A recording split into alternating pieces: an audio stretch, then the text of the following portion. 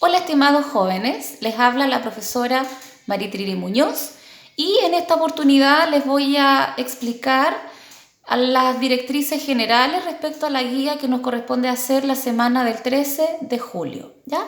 Lo primero que aparece aquí es un esquema de síntesis de los contenidos que fueron dados a conocer en la guía anterior. ¿Ya? El contenido que se trabajó en la guía anterior fue la intertextualidad literaria. ¿Ya?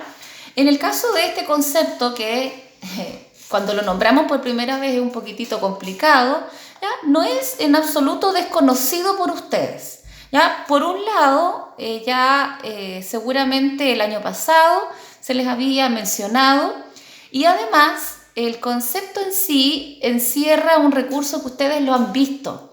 Lo han visto en algunas películas, en algunos temas musicales y en textos obviamente.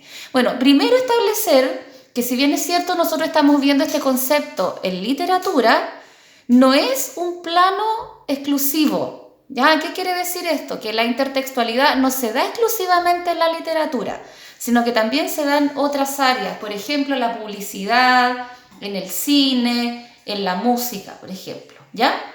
Primero, está la definición a grandes rasgos. ¿Qué es lo que significa? Es un diálogo entre textos, ¿ya? Pero ¿ya? Un diálogo no a priori o hecho a la ligera, sino que es una relación transformativa de una obra con otro texto anterior. Es decir, se toma un texto de ejemplo, pero se lo transforma de una manera muy creativa con otros fines probablemente. A lo mejor va a tener otro sentido que el texto original. Y no debemos confundir este concepto con el plagio y la influencia. ¿Por qué? Porque el plagio, por ejemplo, es una imitación consciente que se hace de un modelo sin indicar la referencia. ¿Ya? Plagiar es igual a copiar. Es decir, yo estoy consciente de que ese trabajo no es mío, pero de igual manera le coloco mi nombre o mi autoría. ¿Ya? Eso es plagiar, copiar. La influencia ¿ya? Tiene algo parecido al plagio, pero aquí, por ejemplo, hay más trabajo. ¿Por qué? Porque en la influencia, si bien es cierto, hay una imitación, la imitación que se hace aquí no es consciente, es una imitación inconsciente de un modelo. Por lo tanto, hay mayor creatividad. ¿Qué significa eso? Por ejemplo, a veces, no sé, si a alguno de ustedes le gusta la música y practica, por ejemplo, ciertos instrumentos, a lo mejor va a crear alguno de ustedes una melodía. Entonces, inconscientemente se va a dejar llevar por algún grupo musical. ¿Ya? Y no lo van a copiar, sino que inconscientemente van a tratar de ir imitando, por así decir, ciertos acordes que ustedes ya conocen y que han marcado sus gustos, ¿ya? Entonces aquí el plagio, por ejemplo, es el que siempre tenemos que evitar porque esa imitación se hace consciente, ¿ya? Es decir, se está ahí consciente que se está copiando algo. En cambio la influencia, ¿ya? Aquí hay mayor elaboración, mayor creatividad, mayor trabajo. Después que está la definición, que ustedes en la guía anterior la tienen mucho más explicativa, vienen los dos tipos de intertextualidad que son más conocidos: la general o trascendente y la restringida o inmanente. En el caso de la general o trascendente, es la que se produce entre textos de diversos autores. Por ejemplo, un autor, García Márquez, realiza una intertextualidad de Mario Vargas Llosa, por ejemplo, ¿ya? Son distintos autores. Y en el caso de la restringida o inmanente, es la relación de las obras de un mismo autor. Por ejemplo, en el caso de Gabriel García Márquez, él inventó en Cien años de soledad el pueblo de Macondo. Y ese pueblo de Macondo después apareció en obras posteriores de él, cuentos u otras novelas. Entonces ahí, por ejemplo, habría una intertextualidad restringida, porque él tomó un elemento, pero de él mismo, no de otro autor. Y la intertextualidad se puede dar en contextos diferentes, es decir, lo que yo les explicaba al inicio, que no es solamente un plano estrictamente literario, sino que hay otros contextos que son parte de la cultura que es popular, la cultura de masa. ¿Ya? ¿De dónde puede provenir la intertextualidad? De las relaciones intertextuales de la cultura popular, por ejemplo, películas, telenovelas, música y además intertextos de la cultura letrada. ¿A qué se le llama cultura letrada? Bueno, a los grandes escritores, ¿ya? Que se han tomado de ejemplo, de referente para la literatura que se hace de manera posterior. Aquí hay un ejemplo que yo encontré por ahí en la web. Caperucita Roja, dice, miren, igual que el cuento antiguo, ya ese cuento que ustedes leyeron probablemente cuando estaban en primero básico. Pero aquí ya no es el mismo autor, aquí cambia.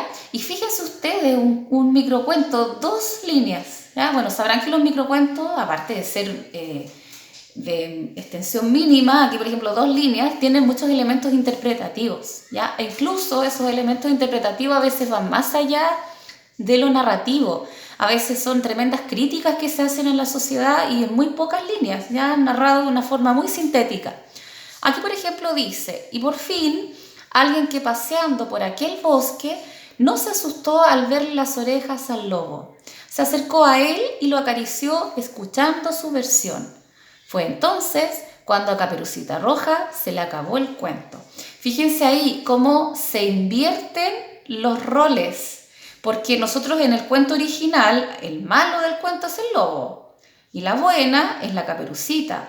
Pero fíjense acá, ya apareció una tercera persona que paseando por el bosque no se asustó, es decir, no se dejó llevar por esa idea estereotipada que se tenía del lobo, lo escuchó su versión. ¿Y qué pasó con Caperucita Roja? Se le acabó el cuento. ¿Ya? Miren la interpretación, probablemente alguno cuando lo lea va a encontrar ahí varios elementos en esas dos líneas. Bueno, aquí hay intertextualidad porque se realiza una versión transformativa de un cuento clásico como Caperucita Roja. Totalmente transformativa, es decir, aquí incluso se han invertido, si bien es cierto se han conservado los personajes, se han invertido totalmente las características de estos personajes. ¿Ya? Mantiene algunos elementos, ¿ya? Por eso que intertextualidad, el nombre, por ejemplo, los personajes, pero a partir de allí hace una tremenda transformación. Ya, ojo a esto, porque ustedes tienen que realizar un desafío en esta guía que tiene que ver con un microcuento. Y más adelante hay unas actividades, en esta oportunidad son actividades muy cortitas, muy acotadas. Ahí fíjense que hay léxico, palabras que están subrayadas, por lo tanto quiere decir que una de las actividades tiene que ver con léxico contextual. ¿Ya?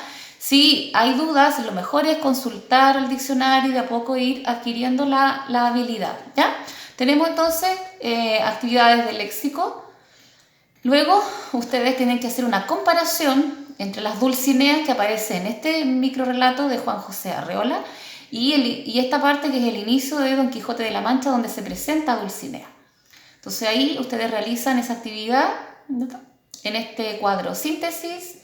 Aquí también hay otra parte que tienen que comparar, ¿ya? Los personajes de esos 2 relatos que aparecían más arriba.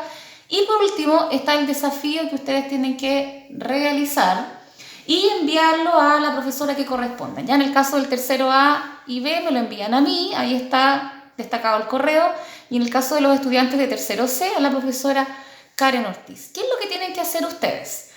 Ustedes tienen que realizar un microcuento, fíjense el que estaba arriba, era solo 2 líneas, pero en esas 2 líneas tenía de todo. Tenía los personajes, tenía narrador, tenía acciones y tenía interpretación. Y esa es la gracia de un microcuento, no solamente una narración muy corta, sino que tiene que tener todos esos elementos. Entonces ustedes van a elegir uno de los siguientes cuentos infantiles. ¿Ya? El Patito Feo, Hansel y Gretel, La Bella Durmiente y Blancanieves y los 7 enanitos. ¿Ya? Eligen uno de esos y ustedes realizan una transformación creativa, es decir, un microcuento donde tomen algunos de esos elementos, ¿ya? Los personajes, por ejemplo, el título, pero lo transforman de tal manera que lo que van a hacer ustedes es una manifestación de intertextualidad. ¿Ya? Ustedes son muy creativos, ¿ya? Por lo tanto aquí seguramente algunos que se van a lucir en esta actividad, una vez que ustedes lo realicen, lo envían a los correos, ¿ya? Tienen 2 opciones, si tienen la letra clarita, lo pueden escribir aquí abajito y nos envían la fotografía al correo. Pero si la letra no los acompaña mucho, lo mejor es que en ese caso lo transcriban, ¿cierto? A formato Word, a un blog de notas y nos envíen esa escritura a los correos ahí señalados. Ya jóvenes, que estén muy bien, que les vaya bien en su guía, sean creativos en su microcuento, aquí pueden salir algunos bien destacados. Ya, cuídense, que estén muy bien.